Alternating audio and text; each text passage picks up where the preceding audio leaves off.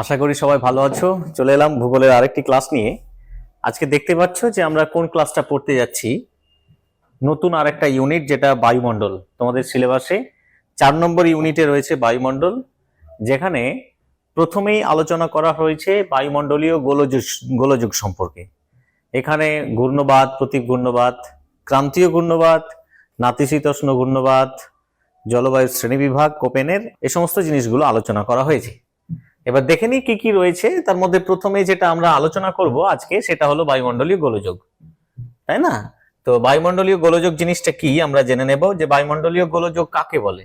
হেই, এলিট্যাপে উচ্চ মাধ্যমিকের প্রতিটি সেমিস্টারে পড়াশোনা হবে আরো সহজ, কারণ সেখানে তুমি মাত্র 10 টাকায় পেয়ে যাবে বাংলা, ইংরেজি সহ আর্টস এবং সায়েন্সের সমস্ত বিষয়ের এক একটি চ্যাপ্টারের ভিডিও লেকচার, সাজেশন ভিত্তিক নোটস এবং সাজেশন ভিত্তিক প্রশ্নোত্তর। সেখানে ক্লাস 12-এর ছাত্রছাত্রীদের জন্য থাকছে 400টির বেশি ভিডিও লেকচার, 600টির বেশি পিডিএফ নোটস এবং প্রতিটি টপিক বা চ্যাপ্টার থেকে সাজেশন ভিত্তিক প্রশ্নোত্তর, সাথে প্রতিটি বিষয়ের বেস্ট টিচার্স এবং টিচারদের সাথে সরাসরি চ্যাট করে তোমরা তোমাদের ডাউট ক্লিয়ার করতে পারবে।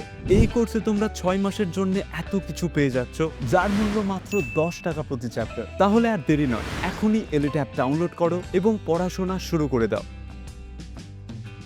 অ্যাটমসফেরিক ডিস্টারব্যান্স।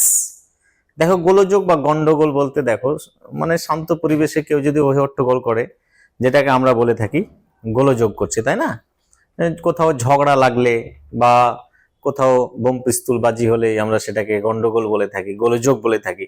তো আমাদের প্রকৃতিতেও, বায়ুমণ্ডলেও কিছু গন্ডগোল বেঁধে যায় মাঝে মাঝে। এই শান্ত পরিবেশে কিছু কিছু অশান্ত পরিবেশের তৈরি হয়ে যায় আমাদের বায়ুমণ্ডলের সর্বনিম্ন যে স্তর, ট্রপোস্ফিয়ারে, এই ধরনের বায়ুমণ্ডলীয় গোলযোগ তৈরি হয়ে থাকে। তো বায়ুমণ্ডলীয় গোলযোগ অ্যাকচুয়ালি কি, কাকে বলে? পরীক্ষাতে এটা 2 মার্কের জন্য আসতে পারে, যে বায়ুমণ্ডলীয় গোলযোগ কাকে বলা হয়। করে রাখবে, যে পার্থিব প্রক্রিয়ায় ভূপৃষ্ঠের অতি অল্প পরিসর কোন স্থানের বায়ু উষ্ণতা ও চাপের হ্রাস বৃদ্ধি ঘটলে অতি অল্প সময়ের মধ্যে কেন্দ্রমুখী বা কেন্দ্র বহির্মুখী বায়ু প্রবাহ, ঝড়, বৃষ্টি, বজ্রপাত ইত্যাদি সহ দুর্যোগপূর্ণ আবহাওয়ার সৃষ্টি হয় এবং নিম্ন বায়ুমণ্ডলকে অস্থির করে তোলে, তাকে বলা হয় বায়ুমণ্ডলীয় গোলযোগ। আমি আগে বললাম যে বায়ুমণ্ডলের যে স্তরগুলো রয়েছে, তার মধ্যে সবচেয়ে নিচের স্তরে, অর্থাৎ আমরা যে স্তরে রয়েছি ট্রপোস্ফিয়ারে, এই ধরনের বায়ুমণ্ডলীয় গোলযোগগুলো তৈরি হয়ে থাকে। তাহলে জিনিসটা কি, যে যে পার্থিব প্রক্রিয়ায় ভূপৃষ্ঠের কোনো অতি অল্প পরিসর স্থানে বায়ুর উষ্ণতার হ্রাস বা বৃদ্ধি ঘটলে অনেক সময় অতি অল্প সময়ের মধ্যে কেন্দ্রমুখী বা কেন্দ্র বহির্মুখী বায়ু প্রবাহ, ঝড়, বৃষ্টি, বজ্রপাত, তুষারপাত ইত্যাদি সহ ব্যাপক দুর্যোগপূর্ণ আবহাওয়ার সৃষ্টি করে এবং আমাদের যে নিম্ন বায়ুমণ্ডল সেটাকে অস্থির করে তোলে। এটাকেই বলা হয়ে থাকে বায়ুমণ্ডলীয় গোলযোগ। যেমন ধরো, বর্ষাকালে অতিরিক্ত বৃষ্টিপাত হয়ে যাওয়া, শীতকালে কুয়াশা পড়ে যাওয়া, শিলাবৃষ্টি বা ঝঞ্ঝাপূর্ণ আবহাওয়ার তৈরি হওয়া, প্রচন্ড জোরে ঘূর্ণিঝড় হয়ে যাওয়া, তাই না? এই সমস্ত ব্যাপারগুলোই কিন্তু বায়ুমণ্ডলীয় গোলযোগ। যেমন তোমার উদাহরণস্বরূপ দেখে নাও, ঘূর্ণবাত, প্রতীক ঘূর্ণবাত, তুষারপাত, বজ্রঝড়, ধূলিঝড়, শিলাবৃষ্টি, এগুলো সবই কি এক একটা বায়ুমণ্ডলীয় গোলযোগ। এর মধ্যে এই সিলেবাসে যে জিনিসটা তোমাদের আলোচনা করা হয়েছে, সেটা হলো ঘূর্ণবাত এবং প্রতীক ঘূর্ণবাত। তো চলো দেখে নাও যাক। নেক্সট যে জিনিসটা আমি আলোচনা করব সেটা হলো ঘূর্ণবাত। দেখো, ঘূর্ণবাতের ইংরেজি কি? সাইক্লোন। ঘূর্ণবাতের ইংরেজি সাইক্লোন। অ্যাকচুয়ালি এই ঘূর্ণবাত জিনিসটা বোঝার আগে তোমাদের একটা জিনিস কিন্তু ভালো করে বুঝতে হবে, সেটা হলো বায়ুর চাপ। তো বায়ুর চাপ কাকে বলা হয়? অ্যাকচুয়ালি বায়ুর চাপ জিনিসটা কি? ধরো যে আমার হাতে এই একটা জলের বোতল আছে আর এই একটা পেন রয়েছে, তাই না? তাহলে কোনটা ভারী? এটা, বুঝতে পেরেছো? জলের বোতলটা ভারী আর পেনটা হালকা। তো আমাদের ভূপৃষ্ঠে যে বাতাস কি করছে, কোথাও বাতাসের ওজন বেশি, আবার কোথাও বাতাসের ওজন কম। তো কোথাও বেশি ওজনের বাতাস মানে কি? উচ্চচাপ। আর কম ওজনের বাতাস মানে হলো নিম্নচাপ। উচ্চচাপ মানে এই নয় যে উপরের দিকে চাপ, নিম্নচাপ মানে নিচের দিকে চাপ, এটা নয়। এখানে বাতাসের ওজনকে বলা হয়ে থাকে বায়ুর চাপ। অর্থাৎ কোনো একটা একক বর্গ ক্ষেত্রফল স্থানের উপরে বাতাসের যে মোট ওজন সেটাকে বলা হয়ে থাকে বায়ুচাপ। তাহলে আমি যে জায়গায় দাঁড়িয়ে আছি এখানে এই ঘরটার মধ্যে যতটা বাতাস প্রেসার ক্রিয়েট রয়েছে, যতটা ওজনে রয়েছে, সেটা হলো এই অঞ্চলের বাতাসের চাপ। তাহলে বাতাসের চাপ কোথাও কম কোথাও বা বেশি। তাহলে এই বায়ুর চাপ কোথাও কম বা বেশি। আর আরেকটা বাতাসের ধর্ম হলো বাতাস সবসময় উচ্চচাপ অঞ্চল থেকে নিম্নচাপ অঞ্চলের দিকে যাওয়া। এখন উচ্চচাপের বাতাস কি হয়? উচ্চচাপের বাতাস ভারী অর্থাৎ নিম্নমুখী, আর নিম্নচাপের বাতাস হালকা ঊর্ধ্বমুখী। যেখানে বাতাসের উষ্ণতা বেশি সেখানে বায়ুর চাপ কম অর্থাৎ বাতাসের ওজন কম, আর যেখানে বায়ুর উষ্ণতা খুবই কম সেখানে বায়ুর চাপ অত্যন্ত বেশি। যেমন নিরক্ষীয় অঞ্চলে সারা বছর উষ্ণতা বেশি, যার কারণে নিরক্ষীয় অঞ্চলে নিম্নচাপ, ওখানকার বাতাস উষ্ণ হালকা হয়ে উপরে উঠে যায়। অন্যদিকে মেরু অঞ্চলে সূর্যরশ্মি তীর্যকভাবে কিরণ দেয়, যার কারণে তাপমাত্রা অনেক কম, ওই অঞ্চলের বাতাস ভারী বলে বায়ুর চাপ বেশি। সেই রকমই বায়ুর চাপ যেমন এক এক জায়গায় এক এক রকম, অর্থাৎ বায়ুর চাপের যেমন তারতম্য লক্ষ্য করা যায়, বায়ু প্রবাহের আরেকটা বৈশিষ্ট্য হলো যে এই বায়ুর চাপের তারতম্যের জন্যই কিন্তু বায়ু প্রবাহিত হয়ে থাকে। আর বাতাসের মূল বৈশিষ্ট্য হলো যে উচ্চচাপ অঞ্চল থেকে সব সময় বাতাস কোথা থেকে কোথায়, উচ্চচাপ অঞ্চল থেকে নিম্নচাপ অঞ্চলের দিকে যায়। সাপোজ ধরো এই ঘরটা গরম হয়ে গেছে, প্রচন্ড গরম, তাহলে এখানকার বাতাস কিন্তু হালকা হয়ে যায়, প্রচন্ড গরম বাতাসও কি করতে যায় বেরিয়ে।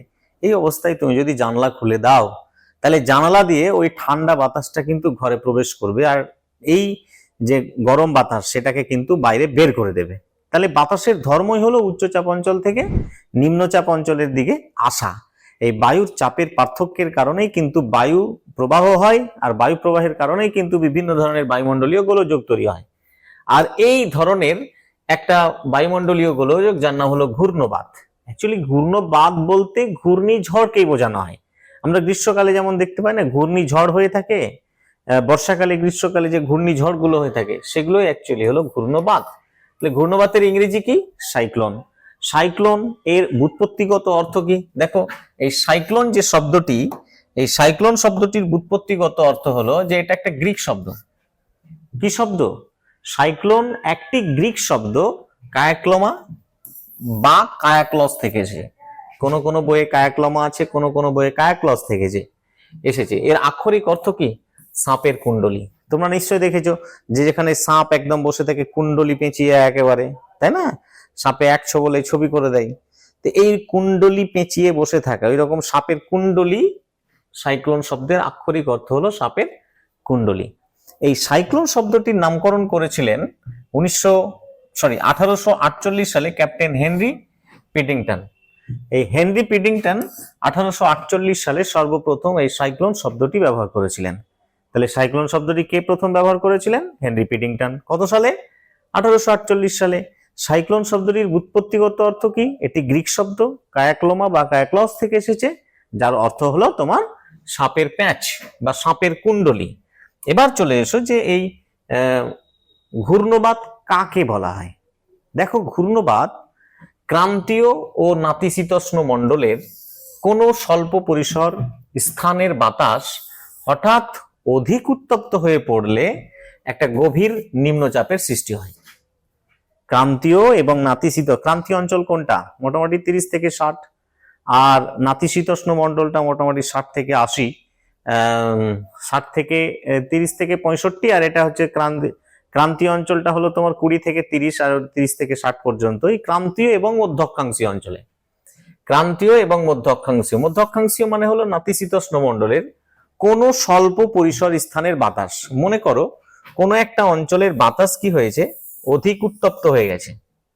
কোন অঞ্চলের বাতাস অধিক উত্তপ্ত হয়ে গেছে, তাহলে ওখানে উত্তপ্ত বাতাস কি হয়?